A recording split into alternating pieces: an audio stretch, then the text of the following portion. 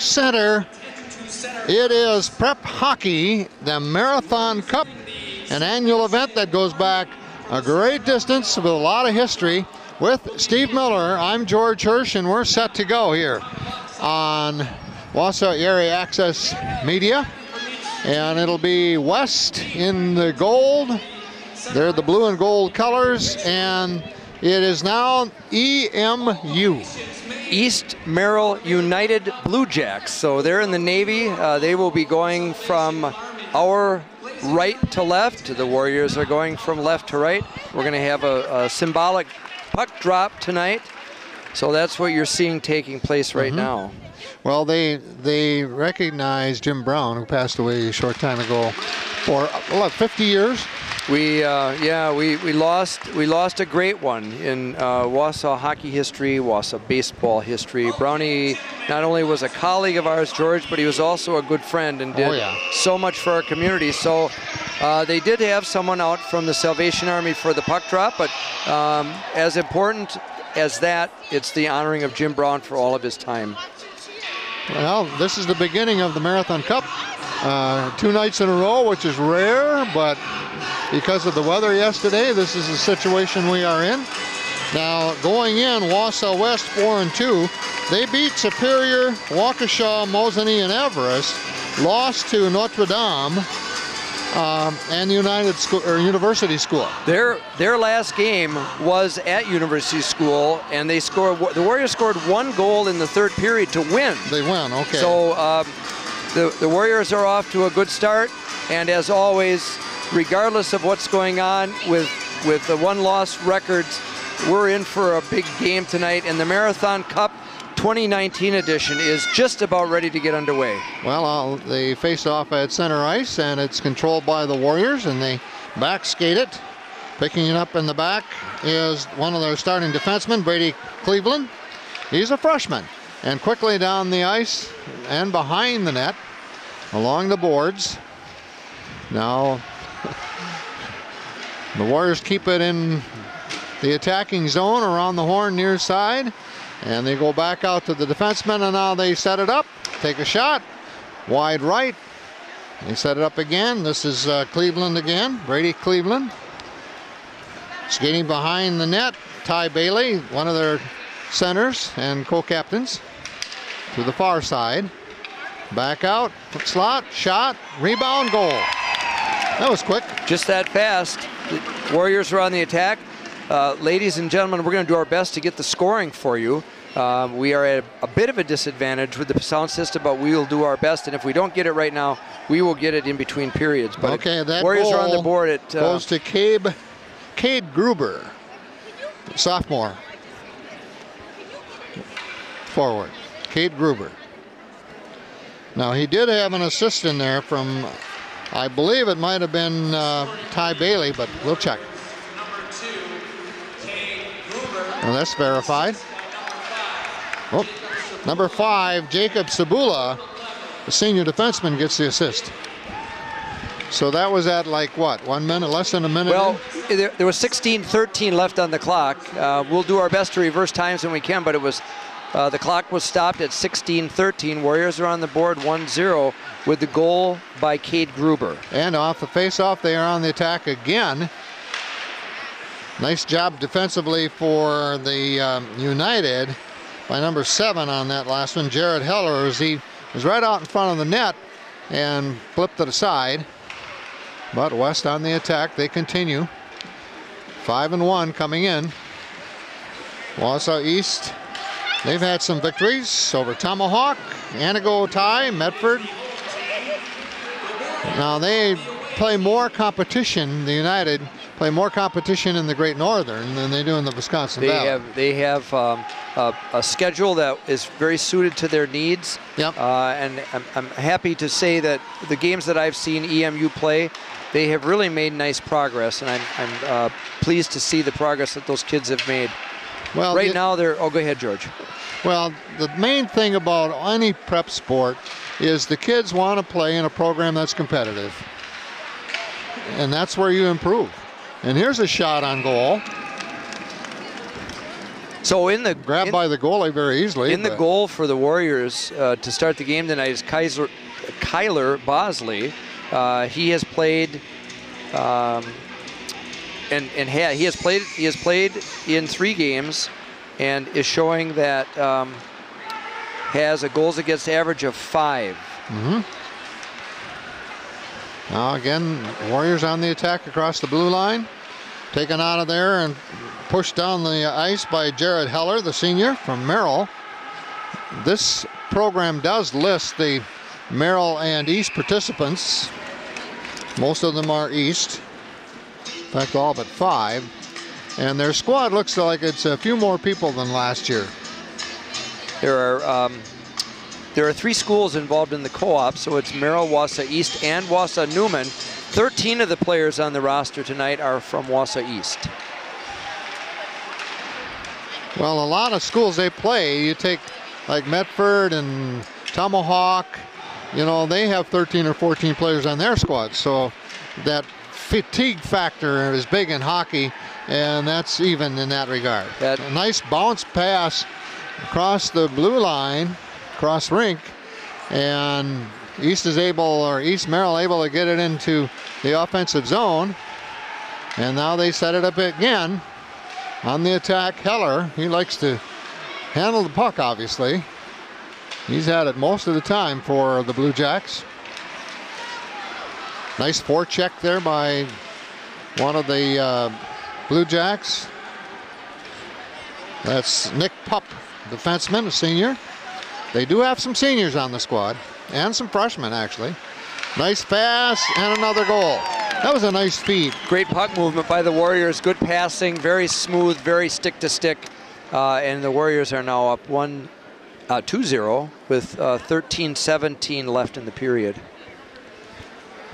Right down the middle, and just fed to somebody on his left side. And, you know, what is the goalie going to do?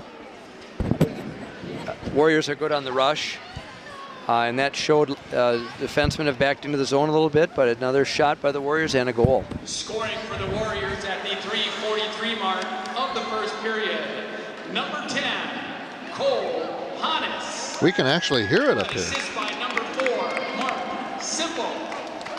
With an assist by number 8, Connor Healy. Well, you got those, Steve? So the goal scored by Cole Hannes, the assist going to number 4, Mark Sipple, and number 8, Connor Healy. The time of the goal, 3:43. Well, a quick 2-0 lead, and here's another shot, and another goal. Slap shot outside the crease.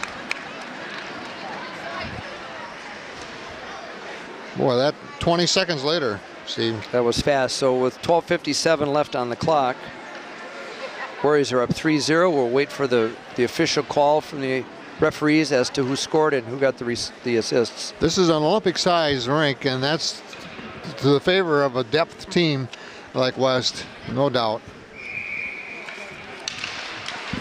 Especially with their passing ability and the attack. Their attack, and you're right, George. 100 feet wide. Number 3, Carson Markford. Assist by number 18, Lucas Langlois. Well, they've got 3 goals, and all 3. There's a save in the net by Jake Furr, the goalie, and he's a freshman. And Jake has played very well during the course of the openers.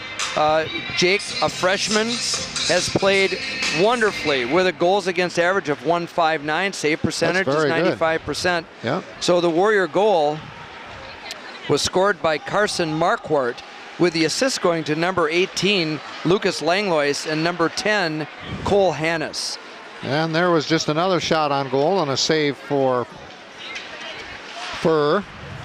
Furr is a hockey name from the Wausau East area. That would be correct. His dad, Jesse, played for the Lumberjacks back in the 80s.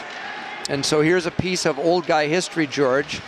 When our son was playing youth hockey. Jesse was my assistant coach. Okay. So that was before kids, and Jesse did an amazing job.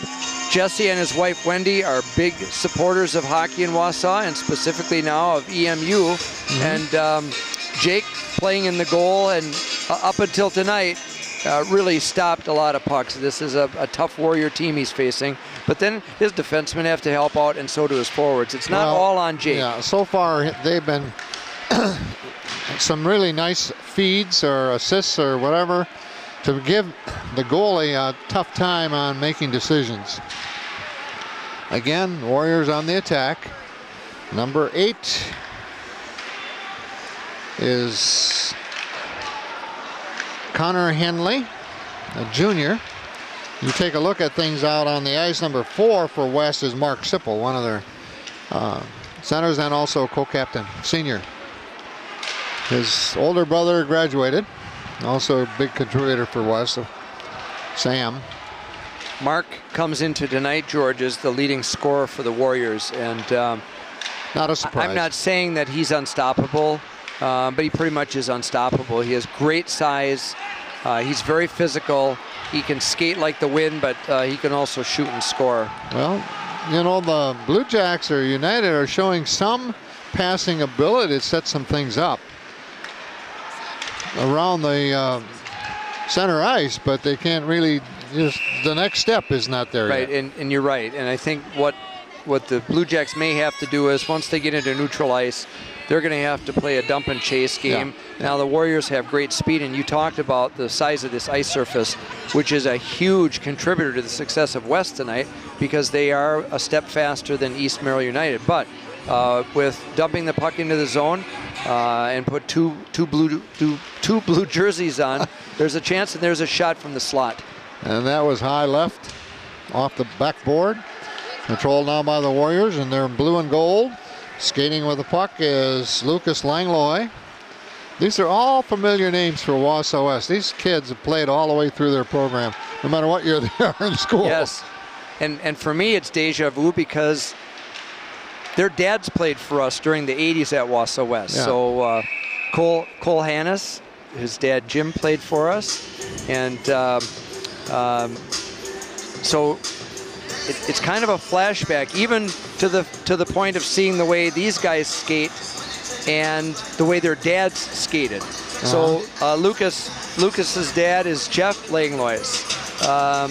So good memories of those guys back in the 80s, but it's even more fun now to see their sons contributing to West hockey. Well, off the face-off now. The United controls center ice. Skating with it, Blake Raditz loses control of it. And back with the Blue Jay. Well, nice job on a deke there and a move. It's going to be an easy save, but I thought it was number 3. I don't see a 3. It was. That's Carson. Oh, I'm sorry, that's not Carson. No, I don't have him on the program. All right, and I have a feeling that's Nate Munson. Okay, because we're gonna give it to him. He's down as 33, and I think there was a jersey change. But regardless, the Blue Jacks get it into the offensive zone, and with a couple of good plays, they can put one on the net. That time the offside, the defenseman was out of position on that. He should have been inside the blue line, right. But he'll make that correction. If he doesn't, they'll talk about it in between periods. Okay, we're at 9:34 left. First period, 3-zip. Worst on top of the United Blue Jacks. East Merrill United. Great save by Freer.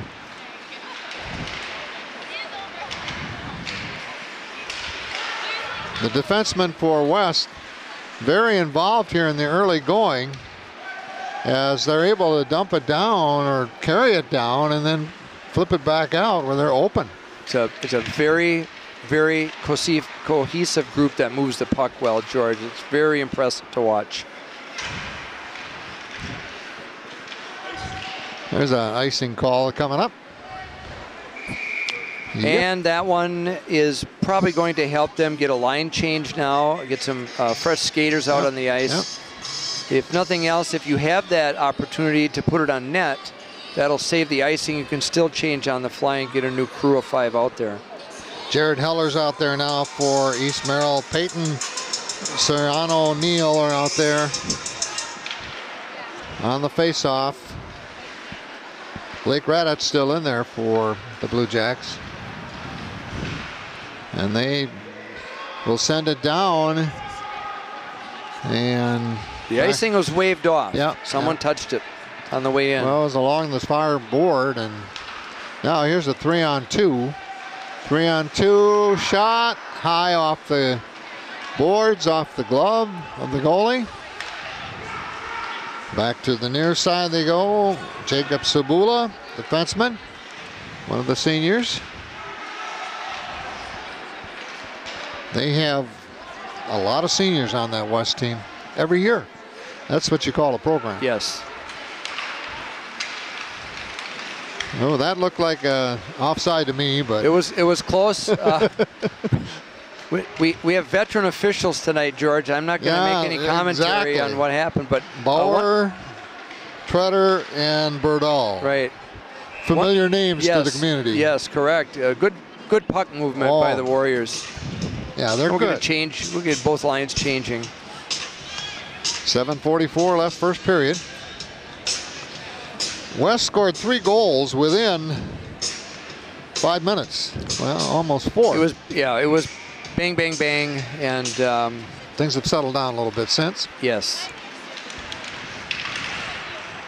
Little good defensive play there when there were 2 Warriors in the right in the slot. Puck is out of play. We'll get a face-off. So welcome to the Marathon Cup 2019 edition. Yeah. It's unbelievable. We're back here again. We are in one of the premier ice facilities in the state of Wisconsin. Imagine having an ice rink hooked onto your high school. Yeah. You walk downstairs, you go to your locker room, and you go have practice. Yeah. But not only is it great for the Schofield, DC Everest community, it's also great for central Wisconsin. Yeah, it's designed to be a community facility. And they do an amazing job in the DC Everest School District of providing that community resource. Whether it's this or the swimming pool or open gym, whatever it is, it's amazing. Well, right now, West is just keeping it on the attack, trying to set it up in front. And this one goes off, I think it went off the skate of the goalie to the left of the net, and they're right back at it. Out in front. Pass in the middle, right outside the crease, but it goes off the skate of Cole Hannes. And at the back door was number 3, Carson Marquardt. So he's got his second goal of the first period. We'll wait to hear the assist, but little breakdown in coverage on EMU's part, and he stood right there at the kind of the post opposite of the puck and stuck it home. So it's Warriors 4, EMU 0, 6:49 remaining in the first period.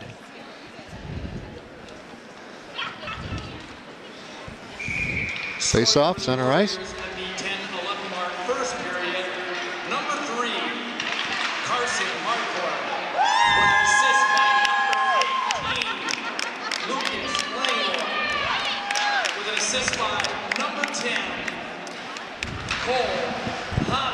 We can actually hear it up here. Yeah, you know what? we're at an advantage sitting up in the stands versus our corner spot. That's ice level, yeah. Tonight, the 4th goal now is really, well, it is a repeat of the 3rd goal by the Warriors. So scoring for the Warriors, their 4th of the night. Number 3, Carson Marquardt, with the assists going to number 18, Lucas Langlois, and number 10, Cole Hannes. So quite a combination with those 3 guys. It's now Warriors 4, EMU 0 with 6:15 left to play in the first. You know what I did looking online? I just put in Blue Jacks. I got Columbus. Of course you did. But as you scrolled down, eventually you came to Merrill. Yeah. No, I mean, so it's not a unique you think, okay, it's a combination of Yeah, Lumberjacks and Blue Jays, and it is. Yes. But it's not a unique nickname. No, but it was creative. So you got, the Blue Jay was used. Yeah. The Lumberjack was used. Yeah. Now, if they really want to get tricky, try to roll the Newman Cardinal into this. I don't know how that's going to happen. There is one player from Wausau Newman playing on the co-op. No, it'll have to be Birds and Jack. Yeah, I'll let you figure that out tonight when you get home, because I'm not touching it. I'd come up with a brand new name like the Blades or something like that. The EMU Blades. Now that's got a decent ring to it, doesn't it? Oh, sure. The Blades. Sure. Well, once again, folks, we're at the Greenheck Ice Arena on the campus at DC Everest High Senior High. Wausau area media. Access Media. And it's a one-camera system tonight, if that's a system. But guiding our way for what happens here is Mr. David Dickinson, one of the premier City of Wausau employees in the technology and broadcasting department. It's always fun to work with David. Plus, fun fact, he used to put the pads on for Wausau West. There's another goal. Back when the pads were filled with horsehair instead of Kevlar or whatever they're filled with now. So we've got the 5th Warrior goal. 5:33 remaining in the period. And that was scored by Mark Sipple. All right, so wait for the official call. That's his first. So the goal scored by number 4, Sipple, and we'll see how the assists are given out, and we'll let you know that in just a minute. Game 1 of this 4-team tournament. Game 2 coming up here at Greenheck will be Mosinee and DC Everest. Here's another shot, this time off one of the legs of the defender. So. All right, so we have the official scoring, George. The goal scored by number 9, Jake Bailey. Sipple got the assist, so number 4, Mark Sipple, gets the assist on the goal, along with number 8, Connor Healy. Okay. So, Bailey from Sipple and Healy at 11:27. So with exactly 5 minutes left on the clock, it is Wausau West 5, EMU Blue Jacks 0. Face off in the Blue Jack zone. Defensive zone, looking at it that way. Comes on the near corner. Blue Jacks have control about 80% of this game in terms of time on the offensive end. The ice is very much slanted in favor of the Warriors. Here's another shot, and off left of the net. Now they keep it in there. Off the net, the puck is tipped out of place, so the face-off comes outside the zone.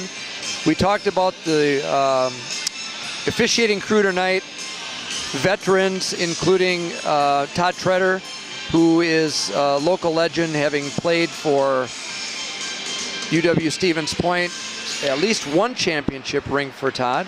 And then Don Bauer, who's been officiating forever, told me this will maybe be his last season, but Donnie has been officiating for at least 40 years. And then Ryan Burdahl has been in the game as well. And it's great to have veteran officials. And by the way, if you know of anybody, or if you are someone who would have the least bit of interest in officiating ice hockey, I know that all programs, all levels are looking for officials. Yeah, well, there is a generation of players coming up now to be officials, but you know, in a lot of those cases, their children are involved in the program and they want to be parents. Yes. And that's kind of what happens. That's exactly right. You know? If I thought I could still skate, I might officiate. No comment. They don't have any double runners for old guys, do they? I'll go to the goal line and see what I can do. But seriously, there is a need. The WIAA needs officials, as do youth hockey programs. Here's a backhand shot, and we're going to give a save to Kyler Bosley on that one for West. I think his third save of this first period, as we're down to 3 minutes left now. West already comfortably out in front, 5-0. Another save for Furr. You know, he's a freshman. So, you know, it's a lesson tonight. It's an experience for him tonight. Number one, keep your chin up. Exactly. You know the situation. And number two, you can take this and as you go through the career, learn from it. Get better. And he's had... Oh, and he's had success. Yes, and he's had 50 saves already in a game this season. Yeah. He's very capable. He's a very good freshman. He's not getting a lot of support out in front at times tonight. The forwards always need to come back to help out. But the Warriors are just that powerful, George. And look at this setup. Look at the setup. There's another shot. So Sipple from the slot moves the puck very quickly to the net. The Warriors cycle and just do such a good job behind the net. Ty Bailey, great puck handler. The Warriors really have the pressure. You know, we talked about the United, you know, dumping. They haven't done that yet. They're having a real hard time breaking it out of the zone. Some of the forwards are out of place at times. I just see the EMU kids are just a little bit overwhelmed, and I think between periods, Coach Marla will make some adjustments for EMU. Obviously, the Warriors might have a couple things to touch up on, but overall, the Warriors are a pretty fine-tuned team at this point in the season. Well, you look at their competition. Superior, Waukesha, Notre Dame, a loss there. University schools always tough. Yes. Always in the state tournament. And we have the 6th goal of the evening for the Warriors with 1:51 left in the first period. Again, we'll wait for the official scoring. But the Warriors are up 6-0 in the first period. One thing will happen tonight. The Warriors will be using their bench. Well, and that would be the ultimate goal. Let the first liners sit down, and if Coach Brandt has 4 lines, let lines 2 through 3 play and then spot the first line out there, and that's a difficult thing to do, and I've been in that position. It's a very tough thing to do. But they play again tomorrow night. They do play tomorrow night. That means, you know, why not? Rest them. You know, that's a hard thing for boys, girls, in almost any sport to handle, is sitting on the bench. Well, if you're a starter. Of the first period for the Warriors, number 18, Lucas Langlois, with an assist by number 17, Brady Cleveland. Well, we're down to 1:20 left here in this first period. Marquardt with 2 saves, or 2 goals and a save now, or an assist now. And now here's a 4-on-3 and a shot. Stick save for Furr. Now West sets it back up again. Another shot. Another goal. So let's go back to the 6th Warrior goal. The 6th goal was scored by number 18, Lucas Langlois, with the assists going to number 17, Brady Cleveland, and number 3, Carson Marquardt. So that would be the 6th goal, and we'll wait for the official scoring on the Warriors' 7th goal, their 7th of the first period. Now, is this running time already? It will be running time after 6 goals. Yeah, yeah.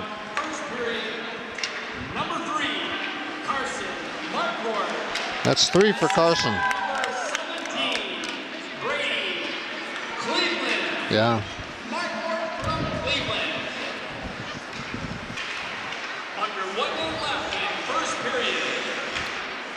So the 7th Warrior goal of the night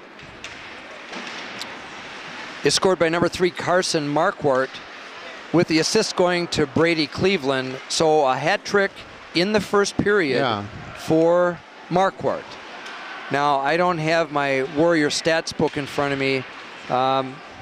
It would be interesting to know if that's happened in the past, and we might be able to find that out in between periods. Yeah, it's somewhere. They keep a lot of stats for hockey, let me tell you. I mean, it's everything and anything. And part of that is to show the student athletes their contribution. Doesn't have to be scoring goals. We had a real extensive list in the 80s, and I would imagine it carried forward into the 90s and into the 2000s now. But the coaches, especially during the Susan's era, kept strict track of everything that happened out there, goal and assist-wise, penalty minutes. So at the end of one, it is the Warriors 7, the United Blue Jack nothing. We will return after the break between periods 1 and 2 with the scoring highlights. We are back here at the Greenhack Fieldhouse Ice Arena, and with Steve Miller, I'm George Hirsch. And Steve, we had a lot of scoring in that first 17 minutes, all for the Warriors. A lot of scoring is right, including one hat trick. I will give a rundown on the scoring for the first period. So starting it off, the first goal for the Warriors tonight was scored by number 2, Cade Gruber, with the assist to number 5, Jacob Sabula, and number 11, Ty Bailey. The second goal was scored by number 10, Cole Hannes, with the assist to Mark Sipple and Connor Healy. The third goal of the night for the Warriors was scored by number 3, Carson Marquardt, assist to 18, Lucas Langlois, and number 10, Cole Hannes. Fourth goal was identical. That doesn't happen too often. So the same 3 scoring on the fourth goal. The fifth goal scored by number 9, Jake Bailey, with the assist to number 4, Mark Sipple, and also to Connor Healy. The sixth goal of the night for the Warriors in the first period, scored by number 18, Lucas Langlois, with the assist to 17, Brady Cleveland, and number 3, Carson Marquardt. And George, I'm almost done. The seventh goal of the Warriors was scored by number 3, Carson Marquardt, with the assist to 17, Brady Cleveland. Saves in the first period. For the Warriors, Kyler Bosley, 2, and for EMU Blue Jacks, Jake Furr, 20. So that rounds out the scoring.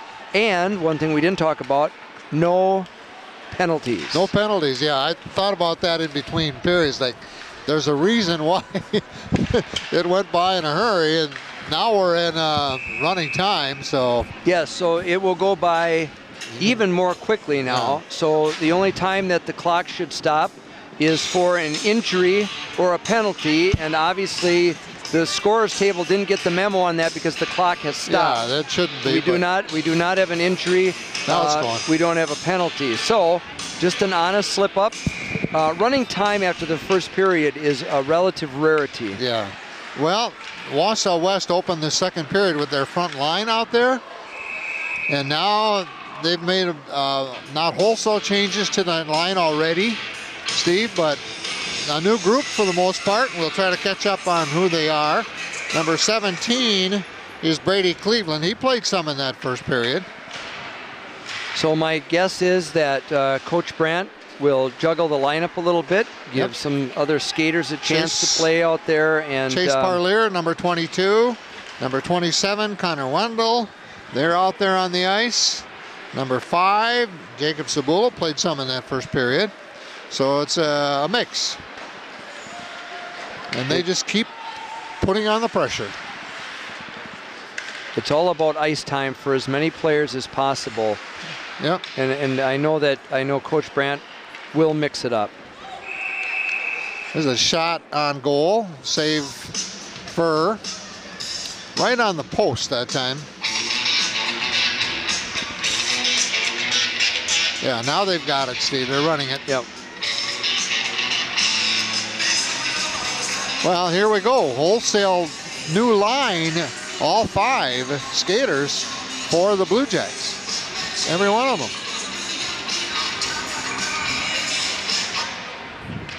On the faceoff for West, Ben Kopetsky, number 7.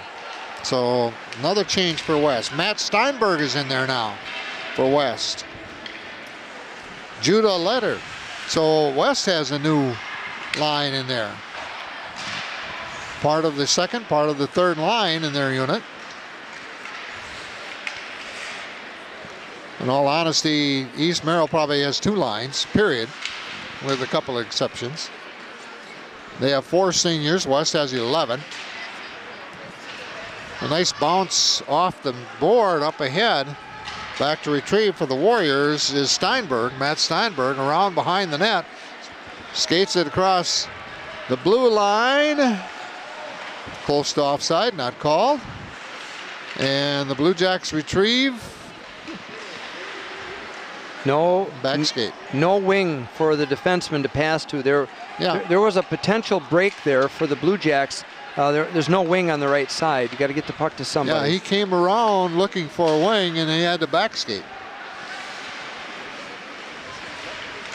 Nice little forecheck by one of the Blue Jacks. Puck along the board. Now they send it behind the net. Blue Jacks come out with it. Skating all the way across the blue line was number 27.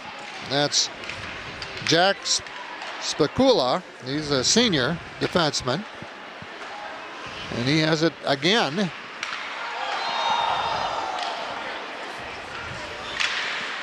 Couple of slap shots. West controlling on the attack. Now it slipped out. East Merrill's number 17, Peyton Serrano-Neal, a junior. Good save by Jake. Attempted tip by the Warriors.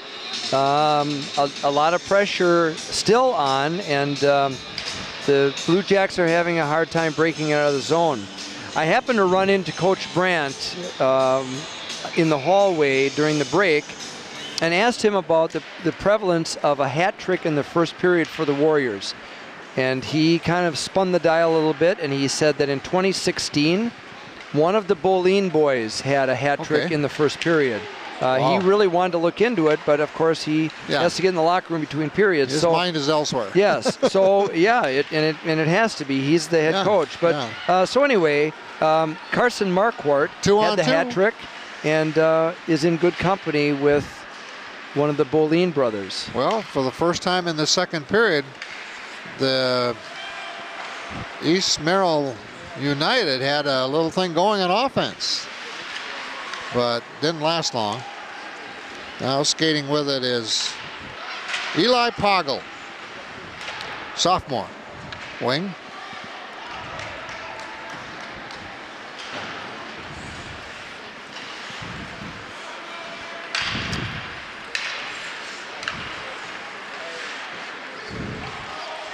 Nice effort by Colton Petro for the Blue Jacks, but Warriors take it back on the attack.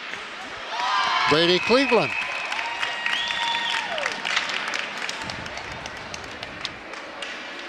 Wow.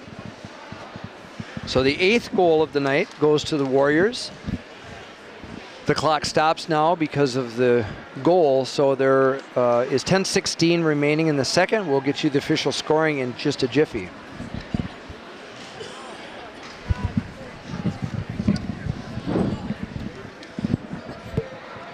Face-off center ice coming up. The officials over there to fill up the score on the information. Goalie, or the goal, the saves, the assists, the whole bit. Off the face-off, Blue Jacks control. Down around the horn on the near side, on the board. Now they go back with it the other way for West. Scoring his first high school goal, number 21, Thomas Garrow. With an assist by number 17, Brady Cleveland. Thomas's goal came at the 6:44 mark of the second period. Thomas Barron.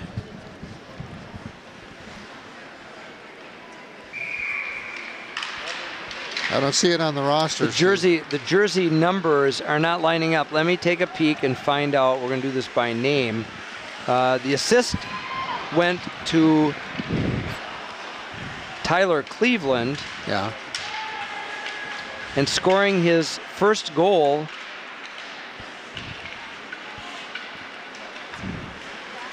They said number 21, Jerem, and I'm going to check on that in between periods. Yeah, but there's no one. So suffice it to say, it's 8-0 Warriors with 8:47 left in the second period. And the Warriors are probably playing off of their fourth line now in some situation. I would imagine, and the Warrior bench is full. So they have 25 players down there. They have the full complement plus 2 goalies. That went off the post.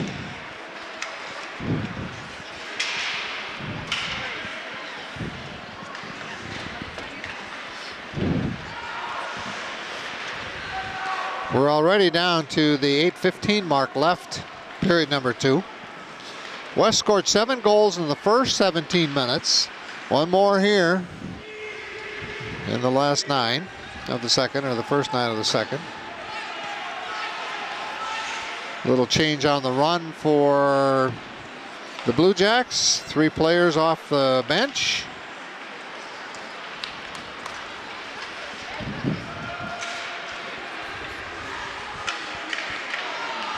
Number 8, Blake Raditz, controlled there for a while for the Blue Jacks. Contest behind the net. Cole Hannes involved for West. And a whistle. Back we go to the other end. So icing brings us back into the EMU zone. EMU is really struggling, George. They're not in position to break the puck out.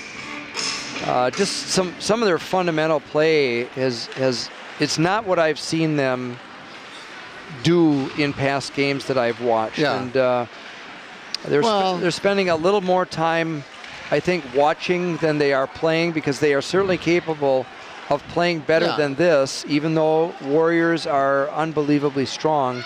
And there's a good forecheck.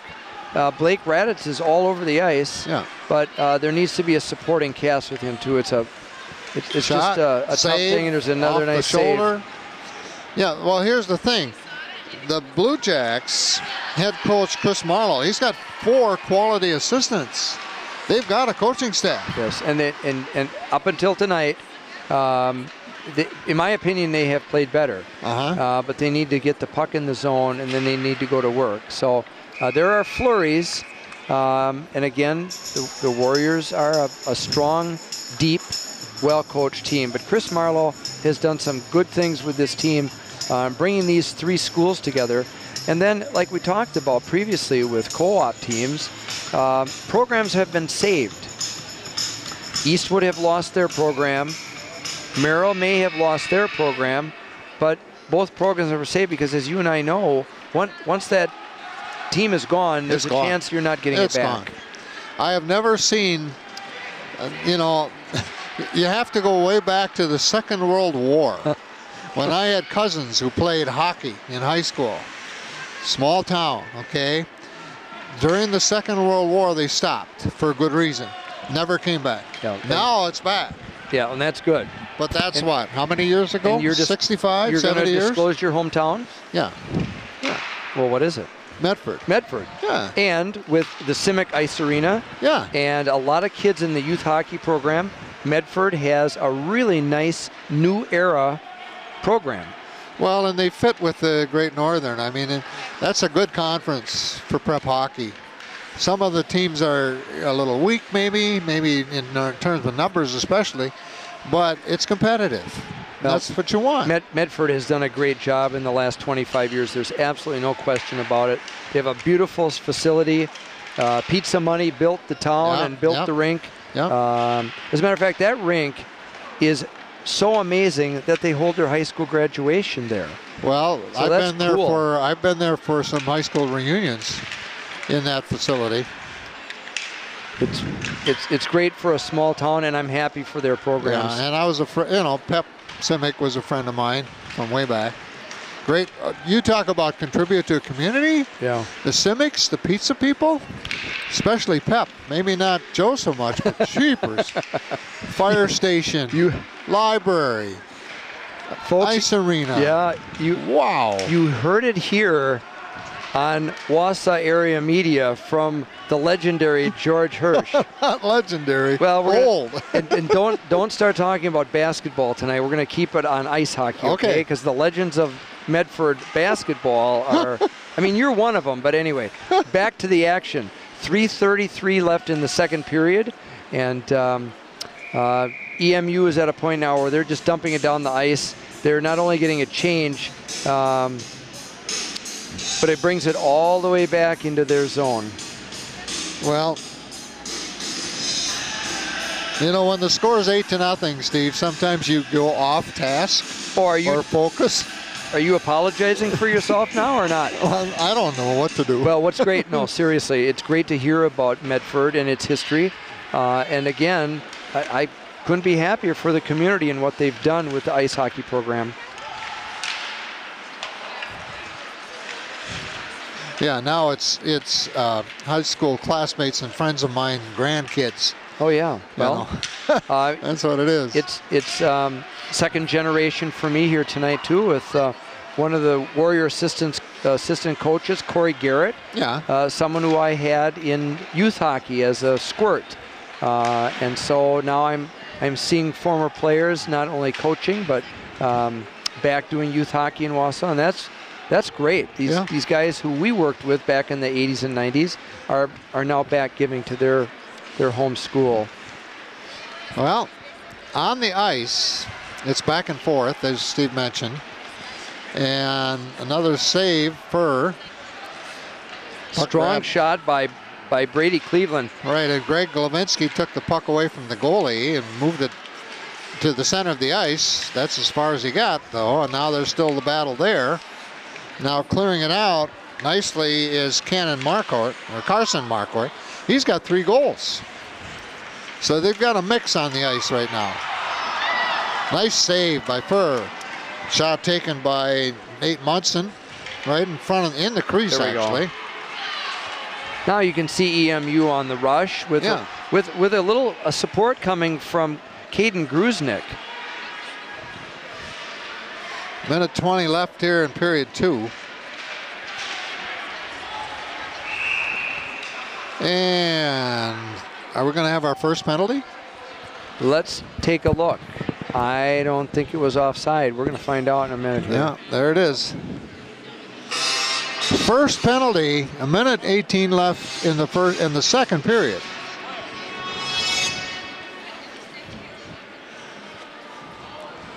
So we've got a slashing call coming against the Warriors. That's going to put the Blue Jacks on the power play. When it comes to the power play this season, serving a 2-minute minor for slashing, number 17, Brady Cleveland. So Cleveland gets 2 minutes for slashing with about 1:18 left in the period. So far this season, EMU on the power play has been at 33%. That's a very respectable power play. So every 3 power plays, they score 1 goal. And so let's see if EMU can get it into the zone, set it up. And we do have 1 minute remaining in the period. Well, Jared Heller skated the senior there. They've got their first line out there to try to do something. And West immediately sends it down the ice, use up some time. We're close to the end of period 2 here. 40 seconds left. Great job by EMU of getting into the zone, setting it up. Just a strong slap shot from Greg Levinsky. And here come the Blue Jacks again. The goalie goes behind the net, leaves it for a teammate. And the puck goes out of play. The Warriors ring the boards on the attempt to kill the penalty. We're down to 18 seconds. And again, that might be it for the second period. That's going to be it. So running time.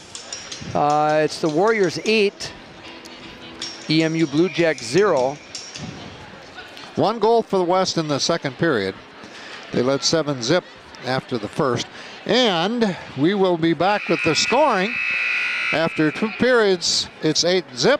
Steve Miller will have the particulars for you with Steve, I'm George Hirsch. Hope you're enjoying our Wausau Area Access Media coverage of prep hockey from Greenheck. We are back at the Greenheck Ice Arena. The first of 4 contests in 2 nights in the Marathon Cup 2019 version, and held a week or so earlier than most over the years, but we're at it after 2 periods. Favored Wausau West 8. The East Merrill United, nothing. And Steve Miller has a recap of the scoring.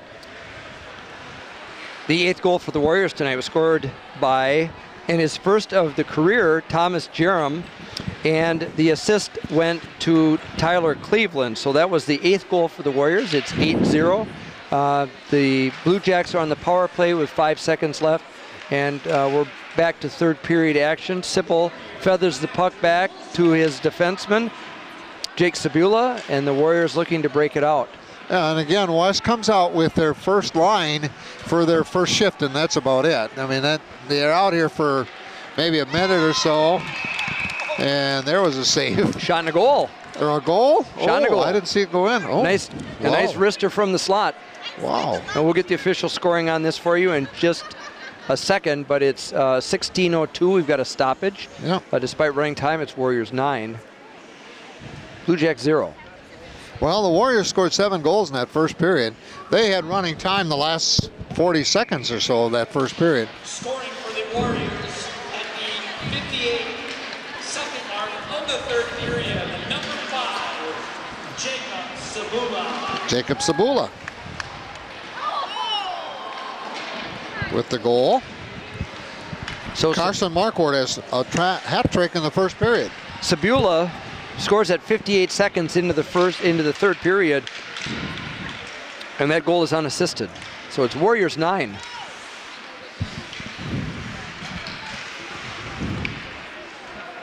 Let's see who well, right now there are players out on the ice on both teams whose numbers are not on the scoreboard. I know of one error for sure that we tracked down earlier in the game. We're just going to do our best to bring you who we know for sure. We're coming up on the 15-minute mark of the third.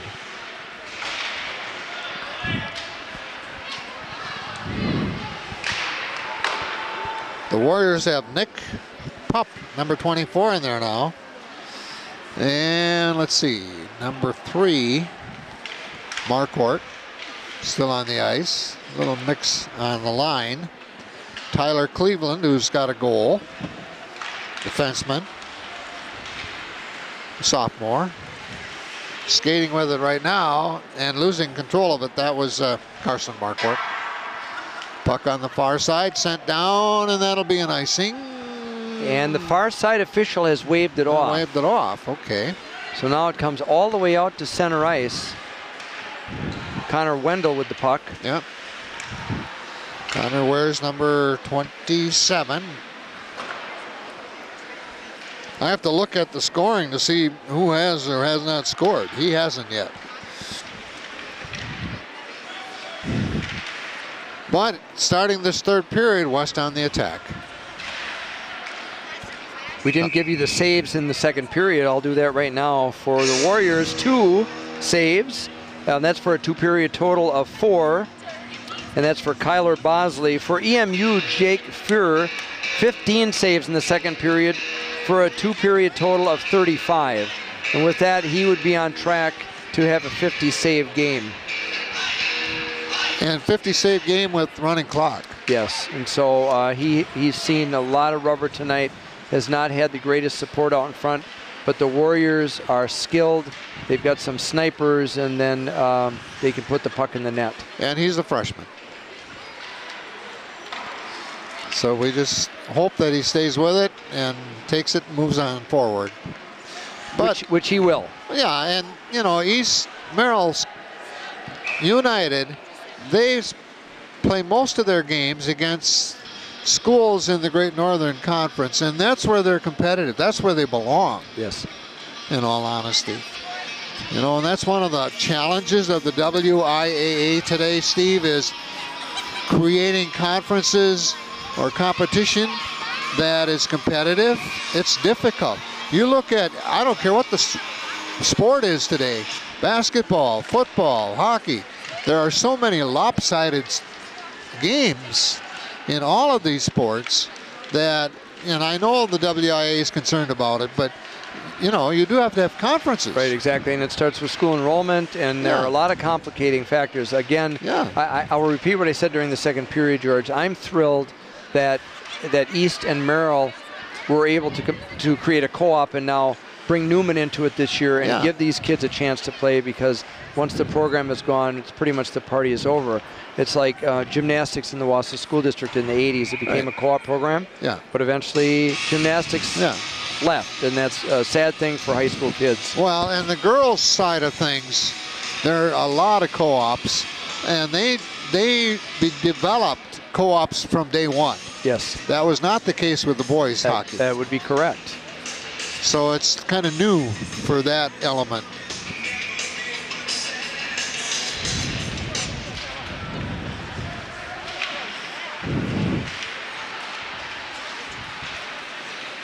You can see action down in the corner. Again, West putting on pressure and a whistle. There's a hand pass, so that brings the puck outside of the zone.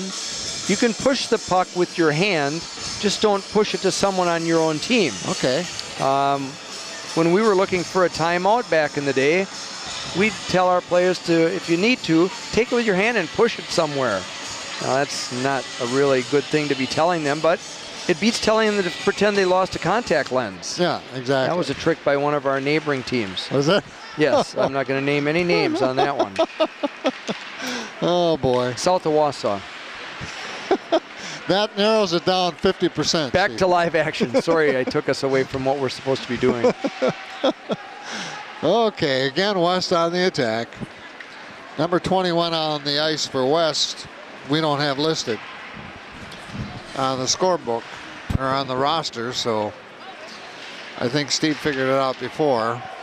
Well, I'm almost positive that that's Thomas Jerem. Okay. Because the public address person gave him a goal, right? Gave him that goal, which he did score. Yeah. And I don't know if there's a mix-up with jerseys tonight. Ooh, nice pass inside. There might be a JV player who's dressed for varsity. But regardless, we're under 10 minutes now in the first game of the 2019 Marathon Cup. And here's some trivia for you. What year did the Marathon Cup begin? It was 1979. This tournament was started by Mike Laliberty, who at the time was the head coach of Wausau East High School. So in 1979, the Marathon Cup started, and it's an annual holiday tradition in the Wausau area, and it has been great for our sport. So our thanks to Mike Laliberty, and then thanks to all the schools who participated in the years. And the Warriors have been champions 30 times since 1979. Well, that's then, what, 40 years? Well, it started in 79, and at that time it was, well, over the years it's been Wausau East, Wausau West. Yeah. There were a couple years where Antigo was in. Mosinee has been in the majority of the time, along with DC Everest. Yeah.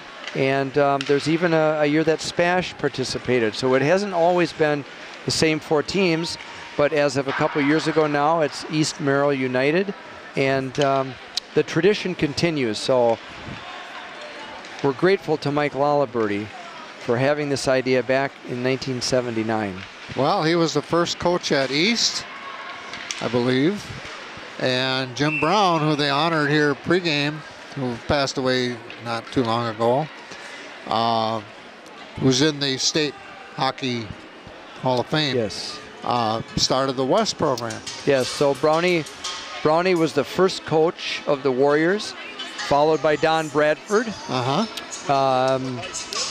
Then to Pete Susans, and now to Brian Brandt Jr. And so that is a real short list of coaches. For 50 years going going back to 72. Yeah, that's 47 years, 4 coaches. How about that? It's unbelievable. Yes, it is. It's unbelievable. And the longevity of those guys, and just to point out, you know, Don Bradford's involvement. I'm not going to tell you Don's age, but he's still very involved with Wisconsin Amateur Hockey Association. He and Terry Clay are still coaching a youth hockey team. So talk about longevity. Both Terry and Don are members of the Wisconsin Hockey Hall of Fame, and for good reason. Yeah. Number 17 from Wausau West, Brady Cleveland, high sticking. Penalty, Steve. Well, as I'm yakking over here, United, Greg Levinsky. Offsetting? we have matching penalties for the Warriors. Number 17, Brady Cleveland, got the door for high sticking, as did number 24, Gregory Glavinsky. So there are even penalties. Well, penalties have not been a factor at all tonight. There have only been a couple. Almost non-existent, to be honest. Yeah. There wasn't a penalty until the middle of the second period. But again, they're on a bigger sheet of ice, and sometimes that cuts down on penalties because of the proximity players. It can be an adjustment coming from Marathon Park 1. Where the ice surface is actually undersized even for NHL standards. Yeah. This is an incredible facility. Well, Olympic-size ice is amazing for starters. And so the 100-foot wide rink just gives a lot of room to operate, and it can be a big adjustment coming from MP1.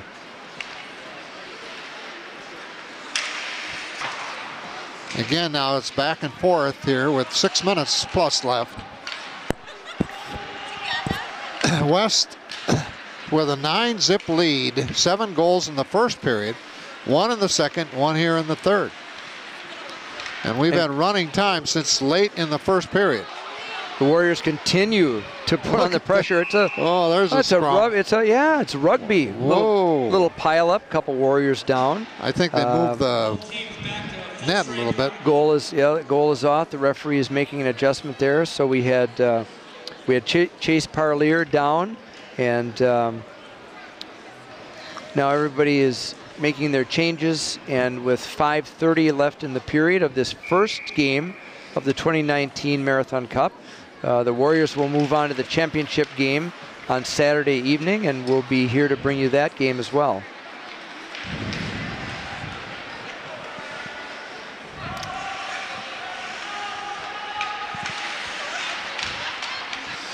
Again, it's a lot of action, back and forth. Here's a one-on-one and a shot and a rebound.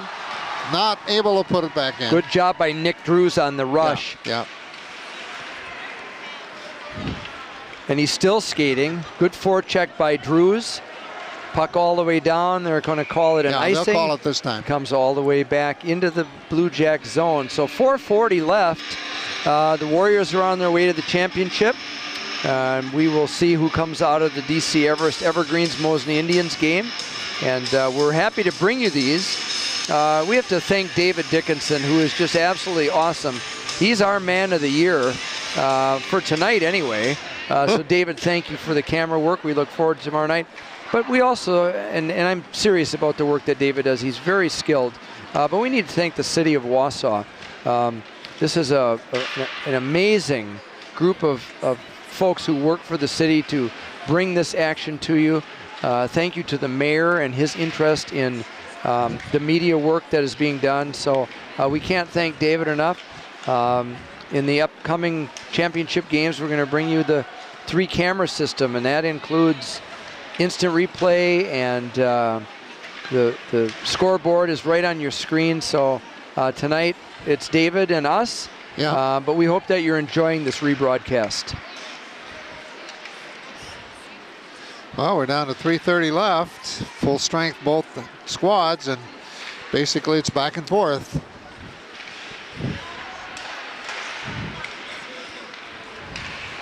I would say tonight West has been in the attacking zone here, 80-85%. Well, look at the saves, 35-4. Yeah, and shots right now are 43. So you know, it's been a tough night for the Blue Jacks.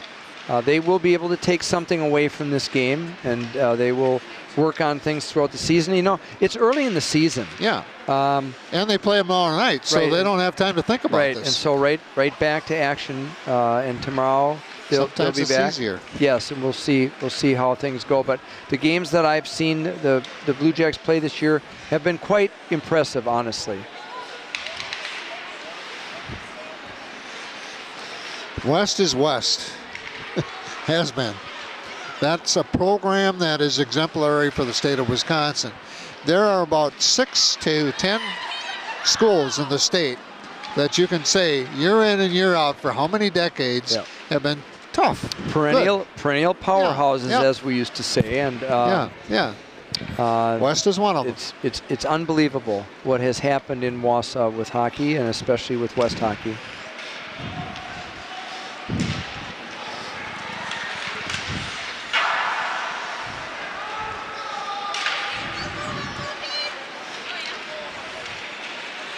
On the transition now, West out in front.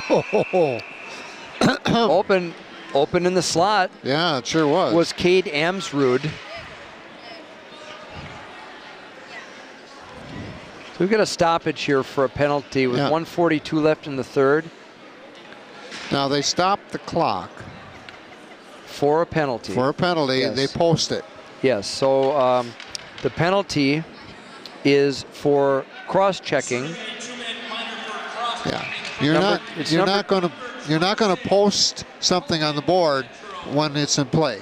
So they stop the clock for the posting. Excellent. Yes, they do. So it's Colton Betro, sophomore, 2 minutes for cross-checking. So the Warriors on the power play. Puck in the EMU zone. And we've got a stoppage of play with the puck coming all the way back into the Warriors' end.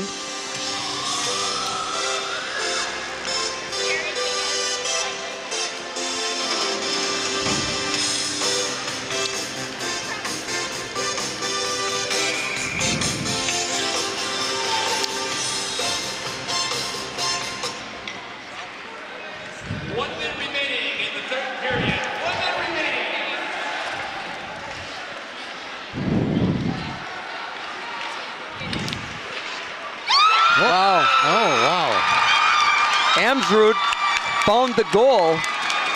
He kind of had a rerun of the previous rush, came down into the slot, was fed the puck, took a nice wrister, put her in. We'll get the assist on this for you, but a goal by 33.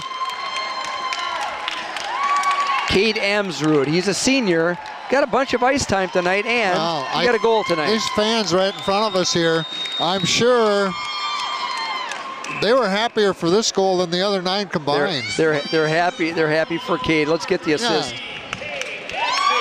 Yeah.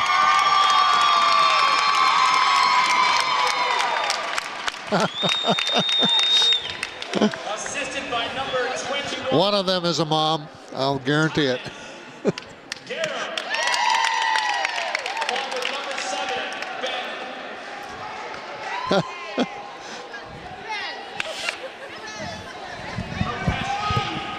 So the 10th goal of the night, scored by the Warriors, going to Cade Amsrud, with the assist to number 21, Thomas Jerem, and number 7, Ben Kopetsky. So goal by Amsrud. He has his own fan club here tonight, right in front of us. Yeah. But good for him. He was in an excellent position in the slot. Yeah. He got fed the puck, and he put it home. And so we're coming up on about 19 seconds left in the game. Warriors 10, They'll move on to the championship game against either against either Mosinee or DC Everest, and that takes place tomorrow evening. And again, we'll bring you that rebroadcast. So George, it's been fun. Well, the score, West 10, East Merrill nothing. But again, there's some entertainment in this, and the kids, a lot of kids played tonight, for both teams. And that was probably one of the positives out of the whole thing. Yes. East Merrill has to take it and move forward, but they play again tomorrow night, so they can't think about it for a long period of time. No. For Dave Dickinson, our producer, director, and camera person, and for Steve Miller, I'm George Hirsch. Hope you enjoyed our prep hockey broadcast on Wausau Area Access Media.